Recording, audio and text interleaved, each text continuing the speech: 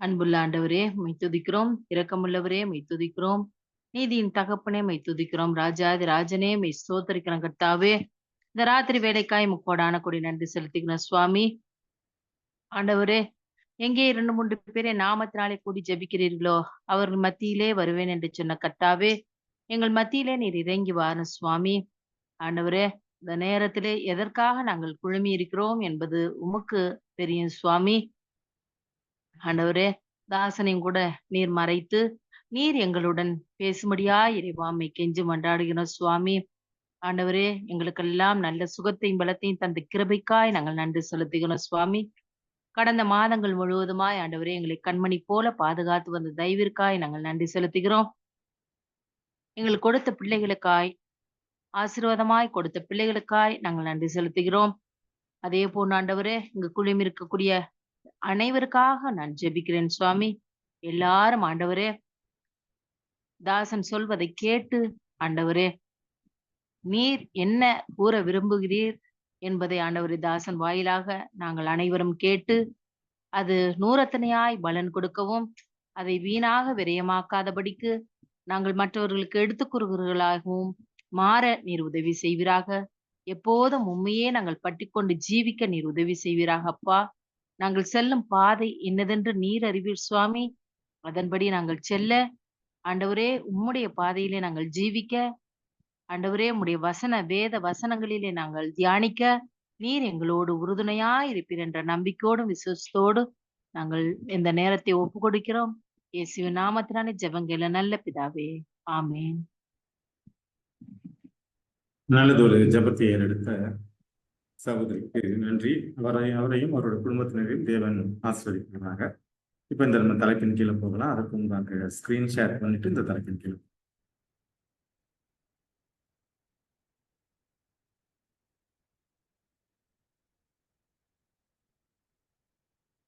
இன்னைக்கு பார்க்கிற தலைப்பு வந்து 2 தொழுகையாளர்கள். இந்த 2 தொழுகையாளர்களை குறித்து தான் இந்த நாளில் நம்ம டிஸ்கஸ் பண்ணி போறோம். இதற்கு நம்ம எங்க வரணும்னா, லூக்கா 18வது அதிகாரம் 9 மற்றும் 10 வசனங்களை 9, 10 இந்த 2 வசனங்களை யாராவது வாசிங்களேன். லூக்கா 18, 9 மற்றும் 10 யாராவது எடுத்திருக்கீங்களா? ஸ்கிரீனை பார்த்தே வாசிக்கலாம்.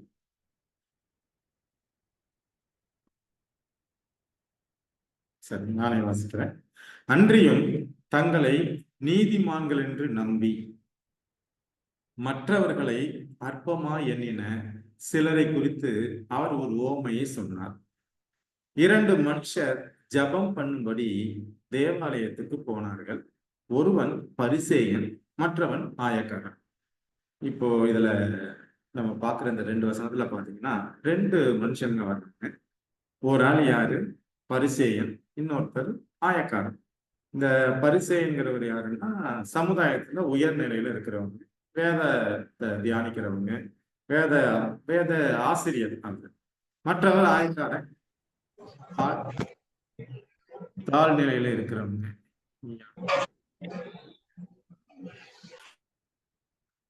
மற்றொரு ஒருத்தர் வந்து கீழ்நிலையில இருக்கிறவங்க. ஸோ 2 பேர் எங்க போறாங்கன்னா, ஜபம் பண்றதுக்காக ஆலயத்துக்கு போறாங்க.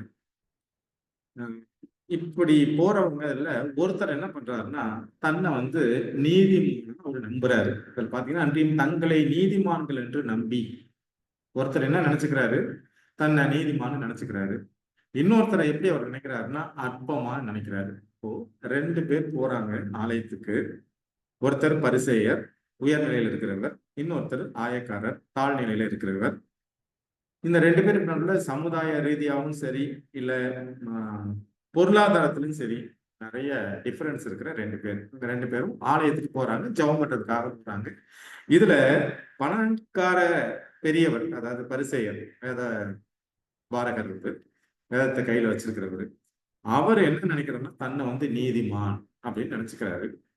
ஆனா இன்னொருத்தர் அவர் எப்படி பாக்குறாருன்னா, ரொம்ப அற்பமா பாக்குறாரு.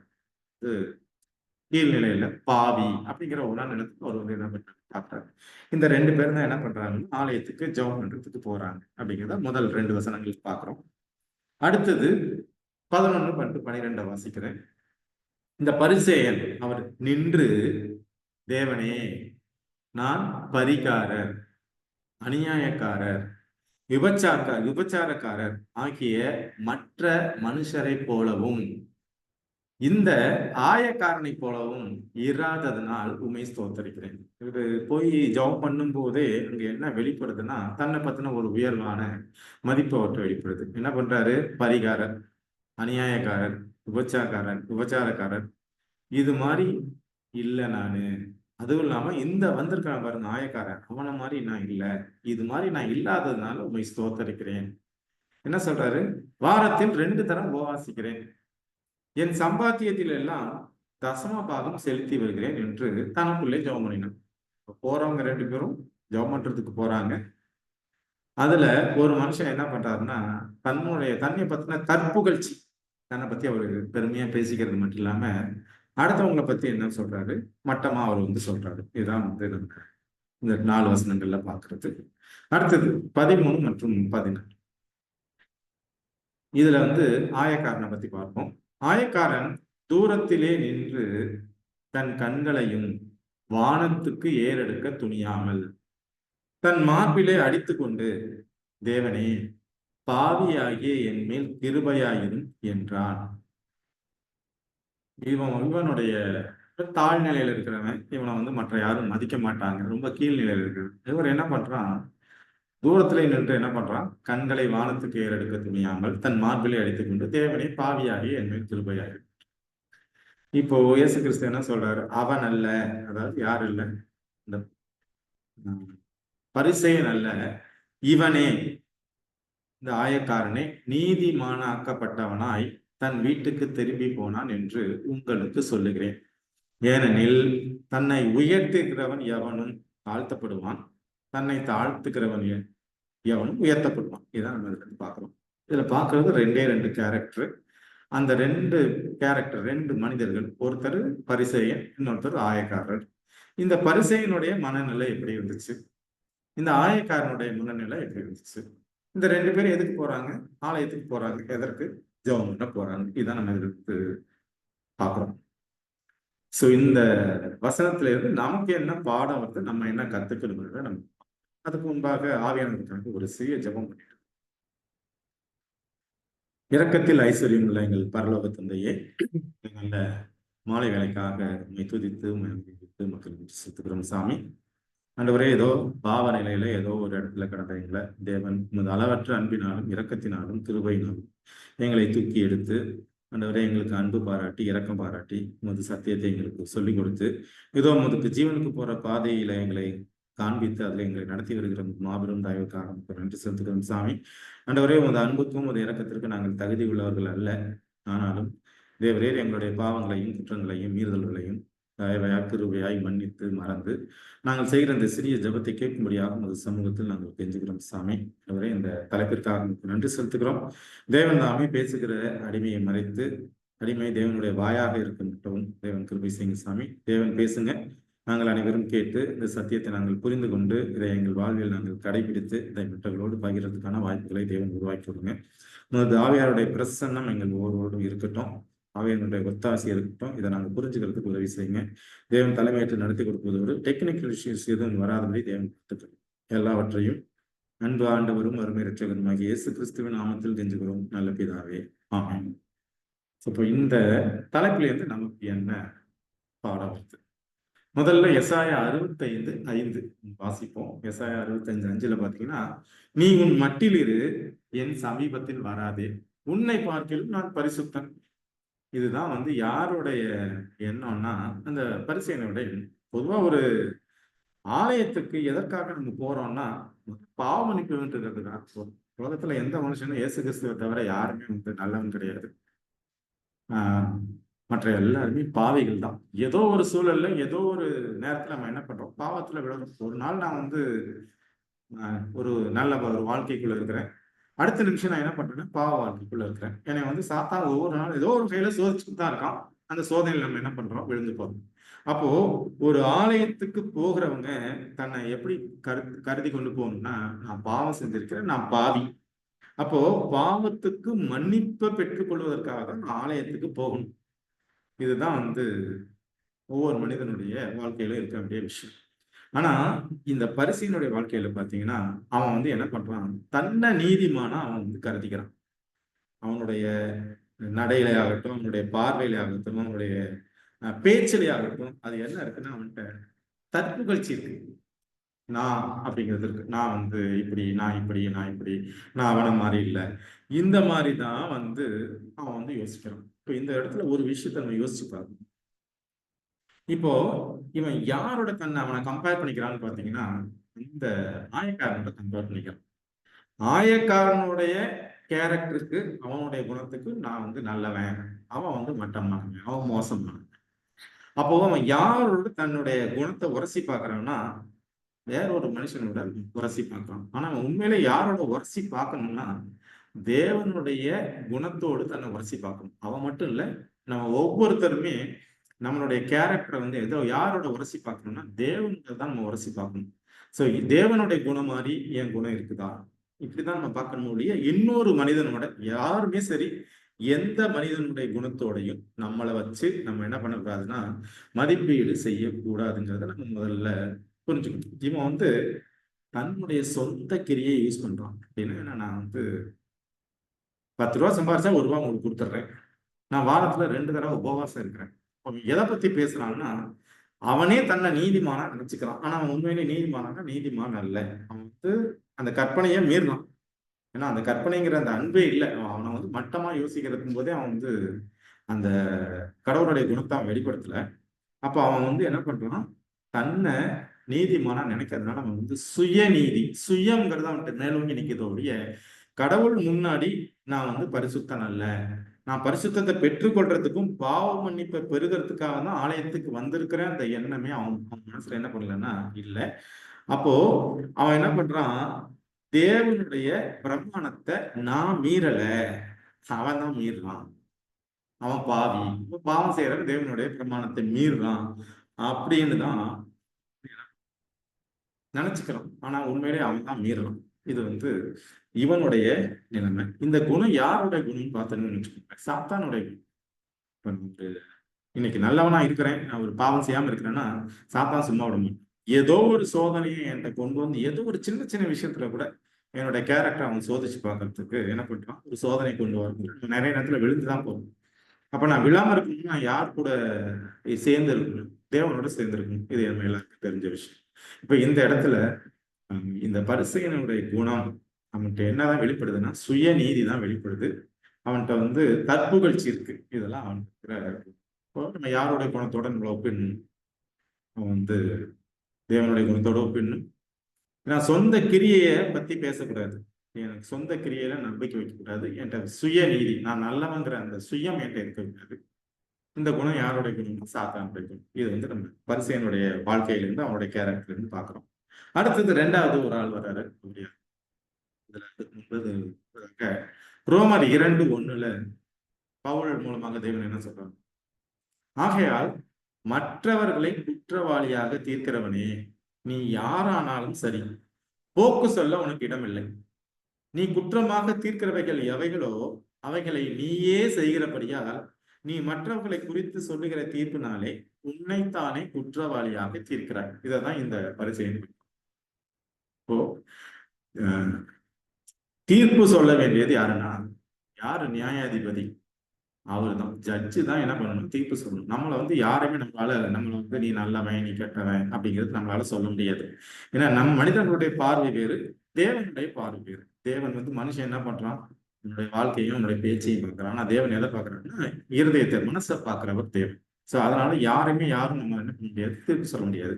இப்ப ஆலயத்துல 50 பேர் உட்கார்ந்து இருக்கிறோம்னா, நாம நினைச்சுக்கிட்டு இருப்போம் அதுல இருக்கிற ஒரு நல்ல வசனம் வாசிக்கிறவங்க, ஜெபம் பண்றவங்க, அவங்க பரலோகத்துக்கு போவோம் நம்ம நினைச்சிட்டு இருப்போம். ஆனா பாத்தீங்கன்னா, ஒரு மூலையில அழுக்கு வேஷ்டி, அழுக்கு சட்டையில அழுக்கு புடவை கட்டிக்கிட்டு உட்கார்ந்து இருக்கிற ஒரு அம்மா பரலோகத்துல இருக்கும் அப்படின்னு சொல்றாங்க. அப்போ யாரு பரலோகத்துக்கு போவா, யாரு போக மாட்டாங்கிறது நம்ம யாருக்குமே தெரியாது. தேவனுக்கு மட்டும்தான் அவங்க யாரு வருவாங்க, போவாங்க தெரியும். இப்போ நான் யாரையும் என்ன பண்ண முடியாது? குற்றவாளியா தீர்க்க முடியாது. ஆனா இந்த மனுஷன் தன்னுடைய ஜெபத்திலே என்ன பண்றான்? ஒரு ஆயக்காரனை குற்றவாளியாக என்ன தீர்க்கிறான். இது வந்து முதலாவது நம்ம கருத்தா பாக்குறோம். யாரு? முதல் பரிசேயனுடைய வாழ்க்கையில இருந்து, அவனுடைய பேச்சில இருந்து. அடுத்தது 2வது இந்த ஆயக்காரன். ஆயக்காரங்கிறவங்க தாழ்நிலையில உள்ளவங்க. அவங்க வந்து பாவிகள் அப்படின்னே சொல்லுவோம். ஏன்னா இயேசு கிறிஸ்து கூட ஒரு விருந்துல போய் எப்ப பார்த்தாலும் ஆயக்காரர்களும் பாவிகளும் விருந்து உண்கிறார் அப்படின்னு சொல்லுவாங்க. இப்ப ஆயக்காரனுடைய மனநிலை எப்படி இருக்குங்கிறத நம்ம வந்து இதுல இருந்து பார்த்தோம்னு வச்சுக்கோங்களேன். ஆயக்காரன் என்ன பண்றான்னு பார்ப்போம். ஆயக்காரன் என்ன பண்றான்னா, தூரத்திலேயே நிக்கிறான். எப்படியோ ஒரு கும்பலா போயிருப்பானுங்க. கும்பலா போனவன் என்ன பண்றான், தனியா ஒதுங்கி நிக்கிறான். ஒதுங்கி நின்னவன் கண்ணை கூட வானத்துக்கு ஏறெடுக்கல. அது கூட அவன் கூச்சப்படுறான். கூச்சப்பட்டுட்டு நெஞ்சில அடிச்சுக்கிறான். அடிச்சுக்கிட்டு அவனுக்கு என்ன பேசுறதுன்னே தெரியல. தேவ சமூகத்துல அவன் கூனி குறுகி நிக்கிறான்.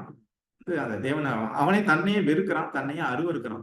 அதனாலதான் அவன் என்ன பண்றான், மார்பிள் அடிச்சுக்கிட்டு, தேவனே நான் பாவி, என் மேல் கிருபையாயிரும். அவனுடைய ஜெபம் வந்து ஒரே ஒரு வார்த்தை தான், ஒண்ணுமே இல்லை, பாவி. இப்படி அவன் அடிச்சுக்கும் போது சுத்தி இருந்து பாக்குறவங்க எல்லாம் எப்படி பார்ப்பாங்க? ஆலயத்துக்கு வர்றவங்க பாத்தீங்கன்னா பெரிய பெரிய ஆட்களும் வருவாங்க. அதாவது பைபிள் ஸ்டூடெண்ட்ஸ் எல்லாம் நிறைய பேர் வேதாகமத்தை தியானிச்சு, அதாவது வேதாகம் அறிவு உள்ளவங்களும் வந்து இருப்பாங்க, எல்லாரும் இருப்பாங்க. அப்ப இவனை எப்படி எல்லாரும் பார்ப்பாங்கன்னா, இவனை ஒரு ஒரு அருவருப்பா பாக்குறாங்க, வெறுப்பா பாக்குறாங்க. அந்த இவன் வந்து அந்த கும்பலில் தனியா ஒதுங்கி நின்று ஆலயத்துக்குள்ள கூட போகாம வெளியே நின்று மேல வானத்தை கூட ஏறெடுத்து பார்க்கறதுக்கு அவனுக்கு மனசு இல்லாம நெஞ்சில அடிச்சுக்கிட்டு நான் பாவி அப்படின்னு எனக்கு அறிக்கை கேட்டான். அதுக்காக என்ன பண்றான்னா பாவ மன்னிப்பு வேண்டுறான். அப்போ இந்த 2 பேர்ல யாருடைய பாவத்தை மன்னிக்கிறார், யார தேவன் நீதிமான ஆக்குகிறார் அப்படின்னா இந்த ஆயக்காரன் தான். இப்போ தேவன் ஒரு ஒரு மனுஷனை எப்படி பாக்குறாருன்னா, அவனுடைய தாழ்மையையும் பாவ மன்னிப்பு தான் அவர் வந்து பாவ மன்னிப்பு கேட்கிறானா, எந்த அளவுக்கு மனசுல வந்து ஒரு நொறுங்குண்டு அப்படி இருதயத்துல, இருதயம் மனசுல வந்து அவன் வலி வேதனை விட நான் பாவம் செஞ்சுட்டேன் அப்படின்னு பாவத்தை உணர்ந்து ஒரு மனுஷன் தேவன்கிட்ட மன்னிப்பு கேட்கும் பொழுது தேவன் அந்த பாவ மன்னிப்பின் ஜபத்தை என்ன பண்றாருன்னா உடனடியா கேட்கிறார். எத்தனையோ ஜபம் நம்ம பண்ணாலும் உடனே கேட்கப்படுகிற அந்த ஜபம் எதுன்னா அந்த பாவ மன்னிப்பின் ஜபம் தான். அது உண்மையான மன வருத்தத்தோட நம்ம இந்த பாவ மன்னிப்பின் ஜபத்தை கேட்கும்போது தேவன் உடனே அவர் வந்து என்ன பண்றார், பதில் கொடுக்கிறார். இதுல தானியலோட ஜபத்தை வந்து நம்ம பார்ப்போம். தானியல் 8:9 அது 8வது அதிகாரத்துல பாத்தீங்கன்னா, தானியல் வந்து அவர் ஒன்றும் பெரிய பாவம் செய்யல. ஆனாலும் என்ன பண்றாரு, அவரு முழங்கால் இட்டு மண்டியிட்டு அவரு தான் பாவம் செய்யாத பாவத்துக்கு கூட அவர் என்ன பண்றாருன்னா மன்னிப்பு வேண்டுகிறார். அந்த இஸ்ரேல் ஜனங்களுக்காக மன்னிப்பு வேண்டுகிறார். உடனே காபிரியேல் தூதர் வர்றார். உடனே வந்து அவருக்கு பதில் கொடுக்கப்படுகிறார். அப்போ தேவன்கிட்ட நீங்க ஆலயத்துக்கு போகும்போது, நீங்க மட்டும் இல்ல, நம்ம எல்லாருமே ஆலயத்துக்கு போகும்போது முதல்ல என்ன பண்ணணும்னா நம்ம செஞ்ச பாவத்துக்காக நம்ம போய் நிக்கணும். தேவனுடைய அந்த குணத்தோடு அவருடைய நீதியோடு என்னைய நான் ஒப்பிட்டு பார்த்தேன்னா நான் வந்து அழுக்கானவன், நான் வந்து பாவி, பாவத்துல இருக்கிறேன். அப்போ அந்த ஒரு மனநிலையை தேவன் என்ன பண்றாருன்னா விரும்புகிறாருங்கிறது தான் நம்ம இதுல வந்து 2வது கருத்தா வந்து நம்ம என்ன பண்றோம் பார்க்கணும். இப்போ அவன் வந்து தேவனுடைய இரக்கத்தை எதிர்பார்க்கல. அவன் வந்து அவருடைய பாவ மன்னிப்பை எதிர்பார்க்கல. அவன் என்ன பண்றான், தன்னை நீதிமானா அவன் எண்ணிக்கிறான். நீதிமானா எண்ணிக்கிட்டு பரிசேயன் என்ன பண்றான், தேவசமூகத்துல நிக்கிறான். ஆனா இவன் என்ன பண்றான், தேவசமூகத்துல கூனி குறுகி நிக்கிறான், பாவ மன்னிப்பு வேண்டுகிறான், தன்னுடைய இயலாமையை அறிக்கையிடுறான். இது வந்து இந்த 2 பேருடைய வாழ்க்கையில நம்ம வந்து பார்க்கணும். முதல்ல பரிசேயன், 2வது ஆயக்காரன். இத இந்த உலகத்துல முதலாக பிறந்த 2 குழந்தைகள். இந்த 2 குழந்தைகள் யாருன்னு பாத்தீங்கன்னா, ஒண்ணு காயின், இன்னொன்னு ஆபேல். 2 குழந்தைகள். இந்த 2 பேரும் தேவ சமூகத்துக்கு வர்றாங்க. தேவனை தொழுது கொண்டிருக்காங்க. ஒரு ஆள் என்ன பண்றாரு, அதாவது காயின் ஸ்தோத்திர காணிக்கைகளை கொண்டு வர்றாரு. ஏன்டா விளைஞ்சது என்னது, காய்கறிகள், பழங்கள், இதை கொண்டு வந்து தேவ சமூகத்துல வந்து அவர் வந்து காணிக்கையா ஒப்பு கொடுக்குறாரு. அவர் ஆள முடிஞ்சது, அவர் விவசாயம் பண்றாரு, அவர் கொண்டு வர்றாரு. 2வது ஆபேல், அவர் ஆடு மேய்க்கிறவர், ஒரு ஆடை கொண்டு வந்து அதை வெட்டி தேவனுக்கு பலி கொடுக்குறாரு. இப்போ இந்த இடத்துல காயினை வந்து நீங்க பரிசேயனுக்கு ஒப்பிடலாம், ஆபேலை வந்து யாருக்கு ஒப்பிடலாம், நாயக்காரன். ஆனா இந்த பரிசேயன் எப்படி வர்றான்னா தன்கிட்ட இருக்கிற விஷயங்களை கொண்டு வந்து கொடுக்குறான். ஆனா தேவனுடைய சமூகத்துல வந்து என்ன பண்ணலாம்னா மண்டிட்டு மன்னிப்பு கேட்கல. தான் செஞ்ச பாவங்களுக்கு, குற்றங்களுக்கு எல்லாம் மன்னிப்பு கேட்கல. அவன் என்ன பண்றான், கொண்டு வந்து காணிக்கை கொடுக்கணும். ஆனா தேவன் என்ன பண்ணலாம், அதை அங்கீகரிக்கல. ஆனா ஆபேல் என்ன பண்றான், ஆட்டை வெட்டி ரத்தத்தை சிந்தி, ஏன்னா ஆடுங்கிறது இந்த கிறிஸ்து, தப்பு பண்ணிட்டாங்க, பாவம் வந்துருச்சு. இப்ப என்ன பண்றான், பாவ மன்னிப்பு வேண்டும். இப்பெல்லாம் பாத்தீங்கன்னா அந்த இடத்துல ஆடை வெட்டுறது அப்படின்னா என்ன, பலி கொடுக்கறது என்னன்னா பாவ மன்னிப்பு வேண்டும். இப்ப தேவன் காயின் என்ன பண்ணிருக்கணும், அவனுடைய காய்கறிகளை தம்பிக்கிட்ட கொடுத்து இவனும் ஒரு ஆட்டை வாங்கிட்டு போய் தேவ சமூகத்துல வெட்டி அந்த ரத்தத்தை பலிபடுத்தி மேல தெளிச்சு இவனும் பாவ மன்னிப்பு வேண்டி இருக்கணும். ஆண்டவரே, நான் பாவி, நான் செஞ்ச தவறுக்கு என்னை மன்னிங்க. ஏதோ ஒரு பாவம், ஏதோ ஒரு சூழலை செஞ்சுதான் இருப்பாங்க. ஆனா அவன் என்ன பண்றான், பாவ மன்னிப்பு வேண்டாம் கேட்காம அந்த காய்கறிகளை கொண்டு வந்து அவன் கொடுக்கும்போது தேவன் அவன் என்ன பண்றான், அங்கீகரிக்கல. இங்க பாத்தீங்கன்னா யார் அங்கீகரிக்கிறாரு, ஆபேலுடைய காணிக்கையை அங்கீகரிக்கிறார். அதுக்கப்புறம் பிரச்சனை வருது, அதெல்லாம் நிமித்து பார்க்கணும். சோ இந்த பரிசேய நாயக்காரன் வந்து நம்ம எங்க ஒப்பிடுறோம் அப்படின்னா, காயின் லூக்கால காயின் ஆபேல் கூட இருக்கிற இது நம்ம பார்க்கிற இரண்டாவது கருத்தாக இருக்கிறது. மூன்றாவது ஒரு கருத்துக்கு இந்த கருத்து தான் நம்ம இதுல இருந்து நம்ம கத்துக்கக்கூடிய பாடம். எப்படி ஒரு மனுஷன் எப்படி வந்து இந்த பரிசேயனுடைய மனநிலையிலிருந்து எப்படி ஆயக்காரனுடைய மனநிலை, அவர் எப்படி தேவனுடைய பலத்தை பெற்றுக்கொண்டாருங்கிறது நம்ம பார்க்க போறோம். மூன்றாவது யாருடைய வாழ்க்கையிலிருந்து நம்ம ஒரு பாடத்தை பார்க்க போறோம்னா, பேதுருடைய வாழ்க்கையிலிருந்து நம்ம ஒரு பாடத்தை. இந்த பேதுரு வாழ்க்கைக்கு போறதுக்கு முன்னாடி மத்தேயு 5:3 என்ன சொல்லுதுன்னா, ஆவியில் எளிமை உள்ளவர்கள் பாக்கியவன்கள், பரலோக ராஜ்யம் அவர்களுடையது. இப்ப இதுல யாரு ஆவியில் எளிமை உள்ளவன் பார்த்த அந்த ஆயக்காரன் வந்து ஆவியில் எளிமை உள்ளவன். ஆவியில் எளிமை உள்ளவர்கள் பாக்கியவான்கள். இந்த பாக்கியவான்கள் ஆங்கில வேகத்தில் போய் பாத்தீங்கன்னா பிளஸ்டு, ஆசீர்வதிக்கப்பட்டவர்கள். பாக்கியவான்கள்னா எது, ஆசீர்வதிக்கப்பட்டவர்கள், பரலோக ராஜ்யம் அவர்களுடையது. அப்போ நாமளும் ஆசீர்வதிக்கப்பட வேண்டும் என்றால் தாழ்மை, தன்னை குற்றவாளி, நாங்க ஒரு பாவி அப்படிங்கிற ஒரு மனநிலையில தேவ சமூகத்துல போய் நாமளும் மண்டியிட்டு நம்மளுடைய பாவத்திற்கு மன்னிப்பு கேட்கிறோம். இப்ப பேதுருடைய வாழ்க்கையில நம்ம என்ன கற்று இதற்கு நம்ம எங்க வரணும்னா, மார்க்கு 14, 27, 28, 29 இந்த வசனங்களை வாசிக்கிறோம். அப்பொழுது இயேசு அவர்களை நோக்கி, மேய்ப்பனை வெட்டுவேன், ஆடுகள் சிதறடிக்கப்படும் என்று எழுதியிருக்கிறபடி இந்த ராத்திரியிலே நீங்கள் எல்லோரும் என் நிமித்தம் இடர்கள் அடைவீர்கள். இயேசு கிறிஸ்து என்ன சொல்றாரு, பழைய ஏற்பாட்டில் எழுதியிருக்கு, மேய்ப்பனை வெட்டுவேன், ஆடுகள் சிதறடிக்கப்படும். இந்த இடத்துல யாரு ஆடுகள்னா அவருடைய சிஷ்யர்கள்.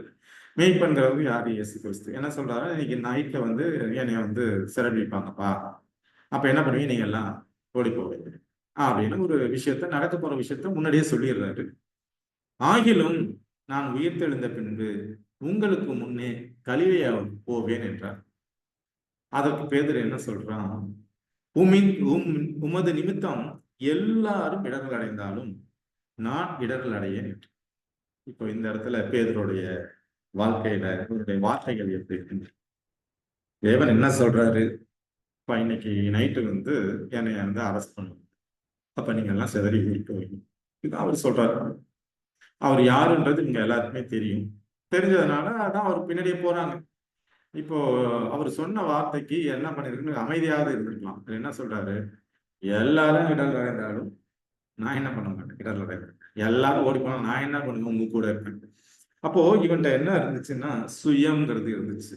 இவன் தேவனுடைய பலத்தை சாராம தன்னுடைய சுய பலத்துல தன்னுடைய நான் வந்து துணிவா நிற்பேன் அப்படிங்கிற ஒரு அந்த மனநிலை தான் என்ன சொல்றான், அந்த ஏறக்குறைய பரிசேயரோட நான் வந்து உங்களை விட்டு போகணும், எல்லாத்துலயும் உங்க கூட இருப்பேன், நான் வாழ்விலும் தாழ்விலும் உங்க கூட இருப்பேன் அப்படின்னு வந்து சாவிலும் உங்க கூட இருப்பேன் ஒரு வார்த்தையை வந்து பேதுரு பேசு. யோவான் 21, 15 மற்றும் 17. அவர்கள் போஜனம் பண்ணின பின்பு இயேசு சீமோன் பேதுருவை நோக்கி, யோனாவின் குமாரனாகிய சீமோனே, இவர்களிலும் அதிகமாய் நீ என்னிடத்தில் அன்பாய் இருக்கிறாயா என்றார். அதற்கு அவன், ஆம் ஆண்டவரே, உம்மை நேசிக்கிறேன் என்பதை நீர் அறிவீர் என்றான். அவரின் ஆட்டுக்குட்டிகளை மேய்ப்பார். இது ஒரு லட்சம். இப்போ அரஸ்ட் பண்ணிட்டாங்க இயேசு கிறிஸ்துவ. சீடர்கள் என்ன பண்றாங்க, சிதறி ஓடி போயிடுவாங்க. இந்த வார்த்தையை சொன்ன பேதுரும் ஓடி போயிடுறாரு. ஆனாலும் அவருக்கு மனசு கேட்காம எங்க போறாரு, இயேசு கிறிஸ்து பின்னாடியே போறாரு. அங்க போய் பிரதான ஆசிரியர் வீட்டுல அவர் வச்சிருக்காங்க. அப்ப அந்த வேலைக்காரியும் தண்ணி தூக்க வர்றவங்க எல்லாரும் பார்த்துட்டு என்ன சொல்றாங்க, நீயும் அவர் கூட இருந்தவங்க அப்படின்னு சொல்றாங்க. அதுக்கு முன்பு இயேசு கிறிஸ்து சொல்றாரு. சொன்ன உடனே என்ன சொல்றாருன்னா, இல்ல, இன்னைக்கு வந்து நீ 3 தடவை மறுதளிச்சாதான் சேவலே கூவுங்கிறாரு. இதை ஒரு வச்சுக்கணும். இப்போ என்ன பண்றாங்க, நீ அவர் கூட இருந்தவன் எல்லாரும் சொல்லணும், என்ன பண்றான், சபிக்கிறான், திட்டுறான். சபிக்கிறதுன்னா என்ன சொல்றதுன்னா கெட்ட வார்த்தை சொல்றான், அதான் சபிக்கிறதுன்னு. சபிக்கிறான், திட்டுறான், அவன் எனக்கு தெரியவே தெரியாது அப்படின்னு மறுதளிக்கிறான். மறுதளிக்கும் போது என்ன ஆகுது, அங்க வந்து என்ன பண்ணுதுன்னா சேவல் கூவுது. சேவல் கூவும் போது இயேசு கிறிஸ்து அவனுக்கு பார்வை பார்க்கிறார். இவனும் இயேசு கிறிஸ்துவ பார்க்கிறாரு, பேதுருவும். இயேசு கிறிஸ்து என்ன பண்றாருன்னா பேதுருவும் பார்க்கிறார். அவருடைய பார்வையில என்ன இருக்கு, அன்பு, இரக்கம். அந்த மாதிரியான ஒரு பார்வை வந்து இயேசு கிறிஸ்து பேதுரு நோக்கி பார்க்கும்போது பேதுருடைய மனசு வந்து வலிக்குது. அவர் சொன்னதை நினைச்சு பார்க்கறான். உண்மையிலேயே அவன் என்ன பண்றான், இந்த ஆயக்காரன் மாதிரி மனக்கசந்து அழுகுறான். அதுக்கு முன்னாடி அவன்கிட்ட என்ன இருந்ததுன்னா சுயம், என்னையால முடியும் அப்படின்னு தன்னை நம்பி இருந்தான். ஆனா அன்றைக்கு அவன் என்ன பண்றான்னா, தான் ஒரு பாவி, தன்னால எதுவும் செய்ய முடியாது தேவனுடைய பலம் இல்லாம அப்படிங்கிறத அவன் புரிஞ்சுக்கிறான். அதுக்கப்புறம் அவனுடைய வாழ்க்கையில வந்து என்ன பண்ணலன்னா தவறே பண்ணல. அவர் உயிர் தெழுந்தத கூட இப்ப என்ன சொல்றாருன்னா, பேதுருகிட்டையும் சீடர்கிட்டையும் நான் முன்னாடி கலிலேயாவுக்கு போறேன்னு சொல்லிட்டு பேதுரு வார்த்தையை அவ்வளவு தூரம் அவருக்கு மென்ஷன் பண்றாரு. அதுக்கப்புறம் தான் என்ன சொல்றாரு, என்னுடைய ஆட்டுக்குட்டிகளை நீ மேய்ப்பாயான்ட்டு அவனை வந்து ஒரு பொறுப்புல ஒப்படைக்கிறார். ஒரு பொறுப்பை ஒப்படைக்கிறாருன்னா, அதற்கப்புறம் பேதுருடைய வாழ்க்கையில பேதுரு நடந்து போகும்போது அவருடைய நிழல்ல கூட வந்து நோயாளிகளை போடுவாங்க. அந்த நிழல் பட்டா கூட குணமாகுது பின்னாடி பேசிட்டோம். அப்ப அதுக்கப்புறம் பேதுரு கிட்ட சுயம் அப்படிங்கிறதே கிடையாது. இந்த இடத்துல யோவான் 15ல 21:15 வாசிக்கும்போது கூட இவர்களிலும் அதிகமாய் நீ என்னிடத்தில் அன்பாய் இருக்கிறாயா அப்படின்னு கேட்கும்போது கூட அதற்கு அவன் ஆம் ஆண்டவரே, உம்மை நேசிக்கிறேன் என்பதை நீர் அறிவீர் அப்படின்னு வார்த்தையை பார்த்தீங்கன்னா வேற மாதிரி. நான் வந்து உங்களை அதிகமா நேசிக்கிறேன்னு கூட சொல்லல, உம்மை நேசிக்கிறேன் என்பதை நீர் அறிவீர் என்றான். அவர் என் ஆட்டுக்குட்டிகளை மேய்ப்பாயாக. 2வது தடவை கேட்பார். 3வது தடவை என்ன பண்ணுவார், அவனை நோக்கி யோனாவின் குமாரன் ஆகிய சீமோனே, நீ என்னை நேசிக்கிறாயா என்றார். என்னை நேசிக்கிறாயா என்று அவர் 3ஆம் தரம் தன்னை கேட்டபடினால் பேதுரு துக்கப்பட்டு, ஆண்டவரே நீர் எல்லாவற்றையும் அறிந்திருக்கிறீர், நான் உண்மை நேசிக்கிறேன் என்பதை அறியீர் என்றான். இயேசு என் ஆடுகளை மேய்ப்பாயாக. அதற்கப்புறம் பேதுருடைய வாழ்க்கையில எவ்வளவு பெரிய மாற்றம் வந்தது, அதாவது சுயம்ங்கிறது போயிருச்சுங்கிறது தான் நம்ம வந்து இந்த பேதுருடைய வாழ்க்கையில இருந்து பார்க்கிறோம். அப்போ பேதுருடைய குணமாற்றம் இன்றைக்கு நம்மளுடைய வாழ்க்கையில என்ன? ஸோ இன்றைய நிலைமையில நானும் இல்லை நீங்களோ நம்மகிட்ட வந்து என்னையால முடியும், நான் இதை செய்வேன், நான் இந்த பாவத்தை இனிமேலுக்கு செய்ய மாட்டேன், நான் இதை தப்ப பண்ணிட்டேன், இனிமேலுக்கு நான் பண்ண மாட்டேன் அப்படின்னு நம்ம ஜெபத்துல கேட்டோம்னா கேட்டிருந்தோம்னா இனிமேல் இந்த தப்ப செய்யாம இருக்கிறதுக்கு நீங்க எனக்கு உதவி செய்யுங்க, உங்க ஆவியானவரை கொடுங்க, உங்க பலத்தை கொடுங்க, அப்ப இது சித்தமானா எனக்கு செய்வீங்க. நோயாளியை பார்த்து இந்த நோயாளிக்கு குணத்தை கொடுங்கன்றதை விட அவருடைய சித்தமானால் இதை செய்யுங்க, உனக்கு சித்தமானா, ஆனா என் சித்தம் அல்ல உம்முடைய சித்தம் அப்படிங்கிறது, என்னுடைய சித்தத்தை ஃபுல்லாவே தேவனுடைய சித்தத்திற்கு நம்ம விட்டு கொடுக்கணுங்கிறது எண்ணமாக இருக்கு. எதுவுமே என்னுடைய சுயத்தினால செய்ய முடியாது, எல்லாமே தேவனை சார்ந்துதான் செய்யணும். ஒரு சின்ன சின்ன விஷயத்துல கூட நம்ம வந்து என்ன பண்ணணும்னா தேவனுடைய ஒத்தாசைய, தேவனுடைய பலத்தை வேணும், தேவனுக்கு அதுல சித்தம் இருக்கா, தேவனுக்கு இஷ்டம் இருக்குங்கிறத கேட்டு செய்யணுங்கிறது தான் நம்ம இந்த இவர்களுடைய வாழ்க்கையிலிருந்து புரிச்சுக்கிறோம். அப்போ யாக்கோபு 1:12 வாசிக்கிறது போல, சோதனையை சகிக்கிற மனுஷன் பாக்கியவான், அவன் உத்தமன் என்று விளங்கின பின்பு கர்த்தர் தமிழத்தில் அன்பு கூறுகிறவர்களுக்கு வாக்கு தத்தம் பண்ணின ஜீவகிரகத்தை பெறுவான். இப்ப எடுத்தோன்னு ஒரு மனுஷனால ஒரு ஒரு நல்ல நிலைக்குள்ள போயிட முடியுமான்னா முடியாது. முதல்ல அவனுக்கு எல்லா வகையிலையும் சோதனை. அந்த சோதனையெல்லாம் இப்போ பேதருக்கு ஒரு சோதனை வருது இல்லை, பேதருக்கு சொல்ற சோதனை பின்னால பார்ப்போம். ஒரு சோதனை ஒரு மனுஷனுக்கு வைக்கப்படுகிறது. அந்த சோதனையில அவன் சகிச்சு ஜெயிச்சதுக்கு அப்புறம் தான் அவன் என்ன பண்றார், தேவன் அவனுக்கு ஒரு பேதருக்கு ஒரு சோதனை. அந்த சோதனையில விழுந்து போறோம், ஆனாலும் தேவனுடைய பலத்தோடு திரும்ப என்ன பண்றாங்கன்னா அதை ஜெயிக்கிறோம். இப்ப இன்றைய வாழ்க்கையில நிறைய பேர் என்ன பண்றோம்னா, நான் ரட்சிக்கப்பட்டுட்டேன் அப்படின்னு சொல்றோம். ஒருத்தர் பார்த்துக்கிட்டாலே என்னப்பா ரட்சிக்கப்பட்டுட்டியா, ஞானஸ்தானம் எடுத்துட்டியா, அந்நிய பாஷை பேசுறியா, இப்படி வந்து ஒரு கேள்வி கேட்கணும். இப்ப நான் ரட்சிக்கப்பட்டுட்டேன்னா என்ன அர்த்தம்னா, நான் இன்னொரு பாவம் செய்ய மாட்டேன்னு அர்த்தம். ரட்சிப்புங்கிறது ஒரு அனுபவம், அது போய்கிட்டே இருக்கும். பரலோகம் போற வரைக்கும் இந்த ரட்சிப்பு இருக்கும். பரலோகத்துக்குள்ள நான் விழுந்ததுக்கு அப்புறம் தான் நான் முழுமையான ரட்சிப்புக்குள்ள வந்துட்டேன். இன்னைக்கு நான் ரட்சிக்கப்பட்டுட்டேன்னா நான் பாவத்தை விட்டுட்டேன், பாவம் இன்னும் செய்ய மாட்டேன் அப்படின்னு. இன்னைக்கு வந்து நான் ரட்சிப்பின் பாதையில நடக்கிறதுக்கு தேவனுடைய ஒத்தாசை கேட்டு நடக்கிறதுக்கு முயற்சி பண்ணுறேன். இதுதான் நம்ம வந்து சொல்றோம். அது ஒரு அனுபவம். அது போய்கிட்டே இருக்கும் கடைசி வரைக்கும். பரலோகத்துக்குள்ள முழுசா போனதுக்கு அப்புறம் தான் நான் வந்து ரட்சிப்புக்குள்ள முழுமையான ரட்சிப்பை அடைஞ்சிட்டேன். அதுக்கப்புறம் என்கிட்ட பாவம் இருக்காது. ஆனா அது வரைக்கும் நான் என்ன பண்றேன்னா, ஒவ்வொரு நாளும் விழுந்து விழுந்து தான் என்ன பண்றோம் எழுதிக்கிறோம். அப்போ நான் வந்து ரட்சிக்கப்பட்டுட்டேன்னு நம்மளால சொல்லவே முடியாது. நான் ரட்சிப்பின் பாதையில நடந்து வந்துட்டு இருக்கேன். தேவன் என்னை வந்து இந்த ரட்சிப்பின் பாதையில நடத்துறார். இப்போ நான் ரட்சிப்புக்குள்ள வந்துட்டேன்னா, நான் அதுக்கப்புறம் பாவமே செய்யல அப்படின்னு தான் வந்து அர்த்தத்தை நம்ம வந்து இதுல இருந்து புரிஞ்சுக்கிறோம். 1 கொரிந்தியர் 10:12. இப்படி இருக்க தன்னை நிற்கிறவன் என்று எண்ணுகிறவன் விழாதபடிக்கு எச்சரிக்கையாயிருக்கிறான். அந்த சுயத்தினால நான் நிக்கிறேன், நான் என்னுடைய பலத்தினால நிக்கிறேன் அப்படின்னு நம்ம எண்ணக்கூடாது அப்படிங்கிறத இதுல இருந்து புரிஞ்சுக்கிற பாடம். லூக்கா 22:32. பின்னும் கர்த்தர், சீமோனே சீமோனே, இதோ கோதுமையை சுளகினால் புடைக்கிறது போல சாத்தான் உங்களை புடைக்கிறதற்கு உத்தரவு கேட்டுக்கொண்டான். நானோ உன் விசுவாசம் ஒளிந்து போகாதபடிக்கு உனக்காக வேண்டிக் கொண்டேன். நீ குணப்பட்ட பின்பு உன் சகோதரரை ஸ்திரப்படுத்து என்றார். சோ சாத்தான் முதல்ல வந்து தேவன்கிட்ட பர்மிஷன் வாங்குறான். பேதுருவை மட்டும் இல்ல, சீடர்களை புடைக்கிறதுக்கு. புடைக்கிறதுக்கு மீன்ஸ் என்னன்னா, சோதனைகளை போட்டு அவங்கள நுணுக்கிறதுக்கு. அப்போ தேவன் என்ன பண்றாருன்னா பர்மிஷன் கொடுக்குறாரு. இப்போ ஒவ்வொரு மனுஷனையும் சோதிக்கிறதுக்கு தேவனுடைய பர்மிஷன் இல்லாம அவனால செய்ய முடியாது. சோதிக்கிறான். ஆனா நான் என்ன இருக்கிறேன், தேவன் எனக்கு உதவி செய்யறதுக்கு எப்போதுமே வல்லவரா இருக்கிறார். எனக்காக அவர் ஜெபம் பண்ணிட்டு தான் இருக்கிறார்.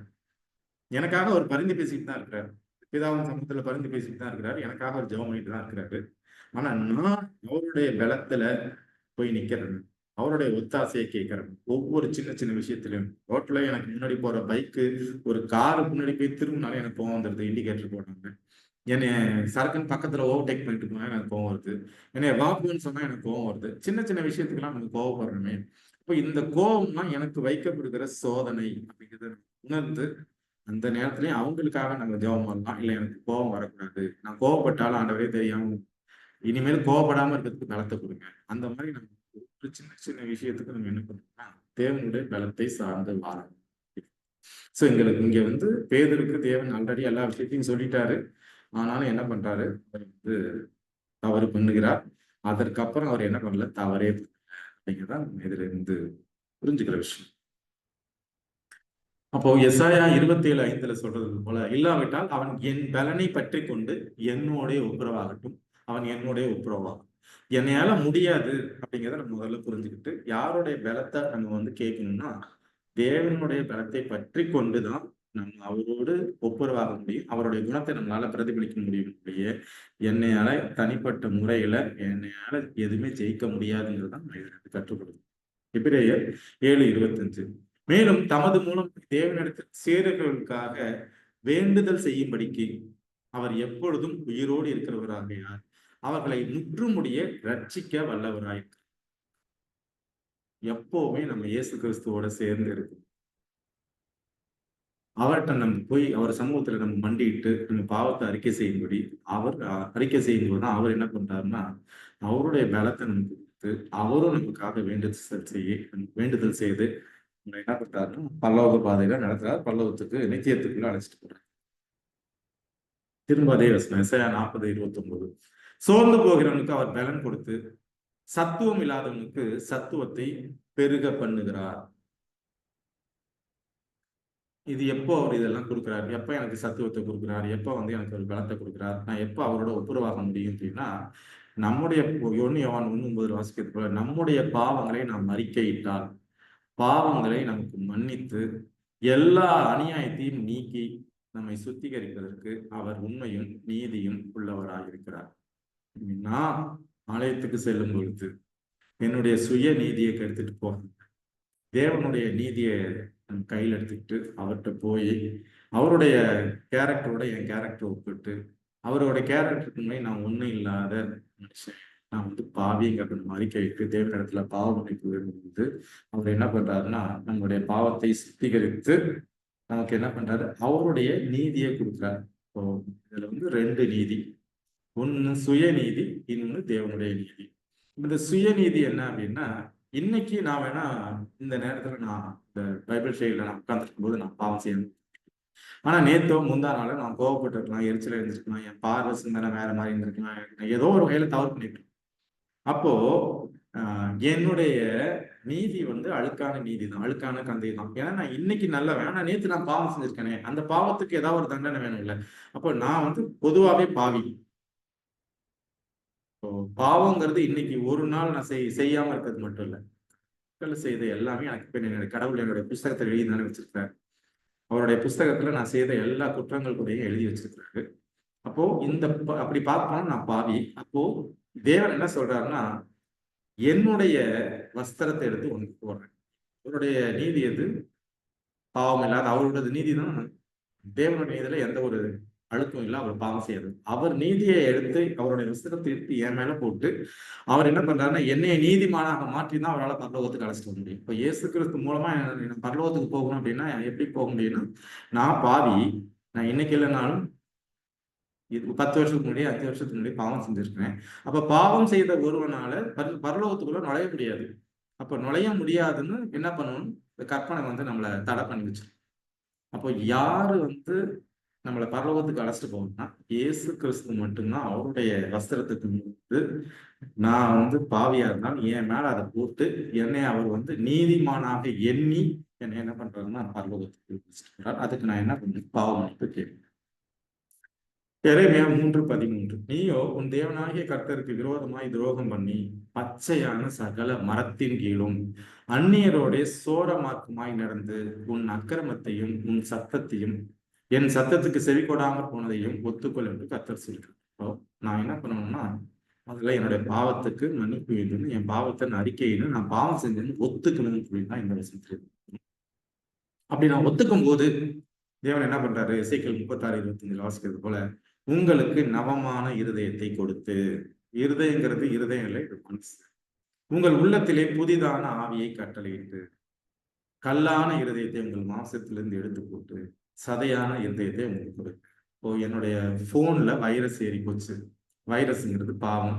என்னுடைய போன்ல உள்ள ஓஎஸ் தேவன் என்ன பண்றாருன்னா மாத்துறாரு. புது ஓஎஸ் அடிச்சு, ஆபரேட்டிங் சிஸ்டம் அடிச்சு அதுல இருக்கிற வைரஸை நீக்கிட்டு எனக்கு வந்து என்ன பண்றாருன்னா என்னை வந்து மாற்றுகிறார். எப்படி ஒரு போன்ல ஓஎஸ் புதுசா அடிக்கிறாங்களோ அதே போல என்னுடைய பழைய கெட்ட மனதை எடுத்து போட்டுட்டு தேவன் என்ன பண்றாருன்னா அவருடைய ஆவியை என்னுடைய உள்ளத்துல வச்சு என்னை வந்து புது மனிதனாக மாற்றார், புது சிருஷ்டியாக வந்து என்னை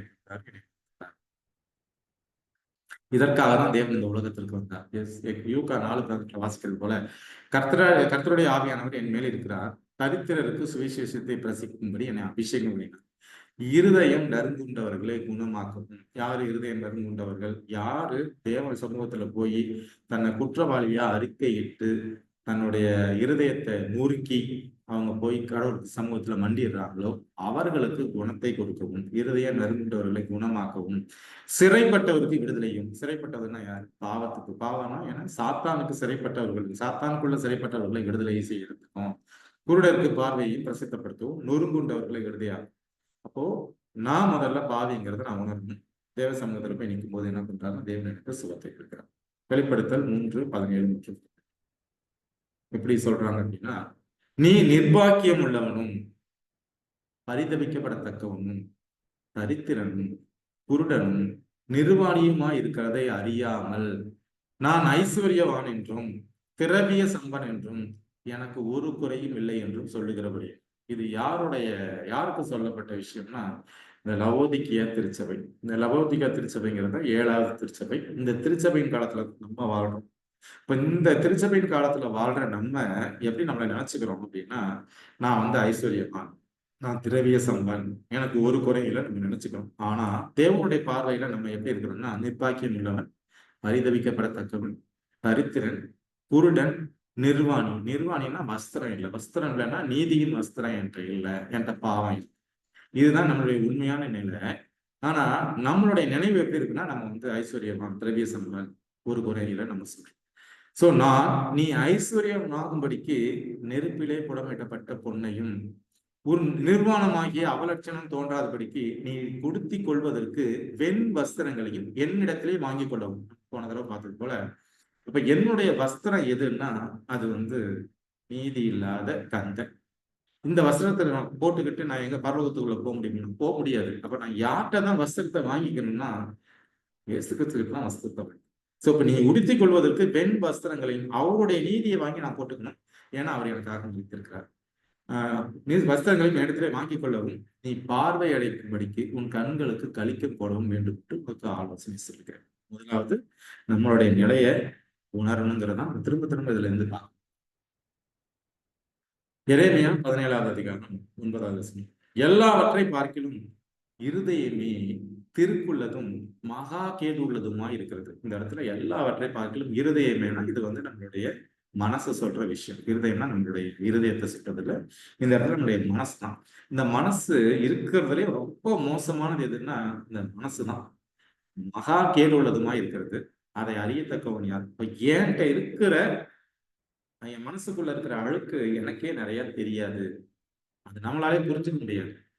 அப்போ நான் நல்லவன் நம்ம நினைச்சுக்கிட்டு இருப்போம். ஆனா என் மனசுல எல்லா அழுக்கும் இருக்கும் அப்படிங்கிறதான் இதுல இருந்து. இப்போ நான் பாவிங்கிறத நம்ம உணரணும். நம்ம தேவ சமூகத்துல அறிக்கை. எசேக்கியேல் 36:31. அப்பொழுது நீங்கள் உங்கள் பொல்லாத மார்க்கங்களையும் உங்கள் தகாத கிரியைகளையும் நினைத்து உங்கள் அக்கிரமங்களை நிமித்தமும் உங்கள் அருவருப்புகளை நிமித்தமும் உங்களையே ஆலோசிப்பீர்கள். நம்ம அப்படி உணரும் பொழுதுதான் என்னுடைய மனசை நான் திரும்ப என்னோட என்னென்ன குறைகள் குற்றங்கள் நம்ம யோசிச்சு பார்க்கணும்னா நமக்கே என்ன பண்ண நம்ம மேலே ஒரு அறிவு. எசேக்கியேல் 16:62-33. உன்னுடைய உடன்படிக்கையை பண்ணி ஏற்படுத்துவேன். அப்பொழுது நான் கர்த்தர் என்று அறிவாய். நீ செய்த எல்லாவற்றையும் நான் மன்னித்து அருளும் போது நீ நினைத்து வெட்கி உன் நாணத்தினால் உன் வாயை இனி திறக்க மாட்டாதிருப்பாய் என்று கர்த்தராகிய ஆண்டவர் உரைக்கிறார் என்று சொல்லுகின்றேன். இப்போ என்னுடைய பாவத்தை நான் நினைத்து வருந்தி தேவ சமூகத்தில் போயிட்டு மன்னிப்பு பெறும் பொழுதுதான் நம்ம மீண்டுமாக அந்த பாவத்தை செய்யாது. இதுல பவுல் எப்படி சொல்றாரு? ரோமர் 7:12. அது எப்படி எனில் என்னிடத்தில், அதாவது என் மாம்சத்தில் நன்மை வாசமா இருக்காதல என்று நான் அறிந்திருக்கிறேன்.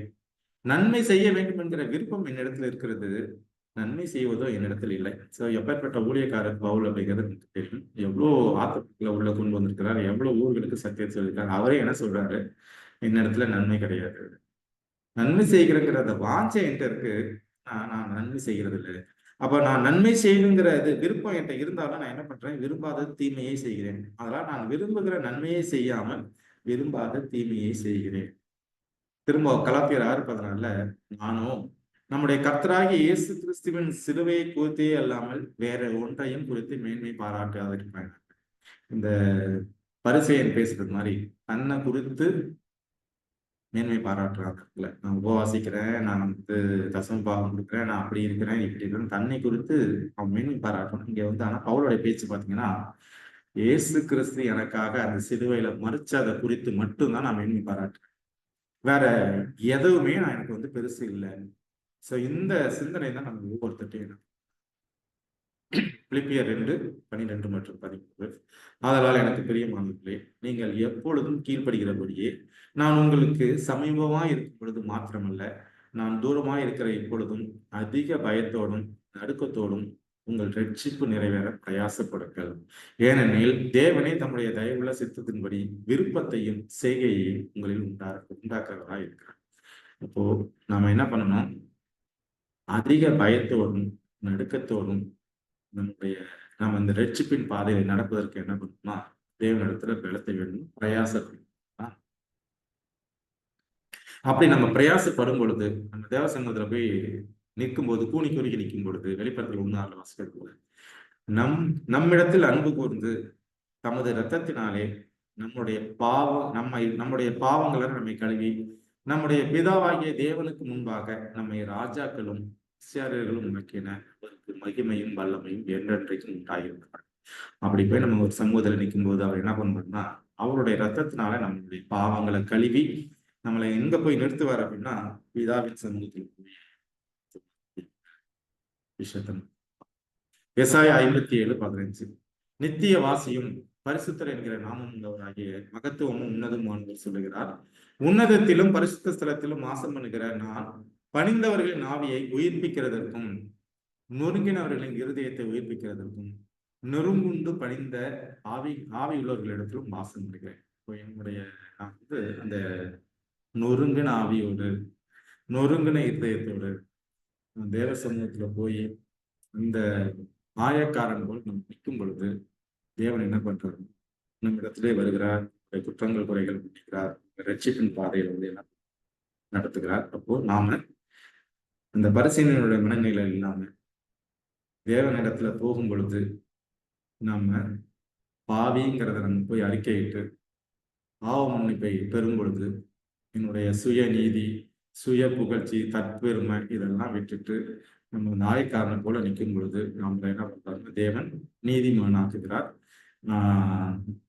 ஒருவேளை நம்மகிட்ட அந்த குணம் இப்ப இல்லைன்னா வருகிற காலத்துல நாம் அனைவரும் அந்த குணத்திற்கு வருவதற்காக நம் தேவனிடத்துல பலத்தை கொள்வோம்.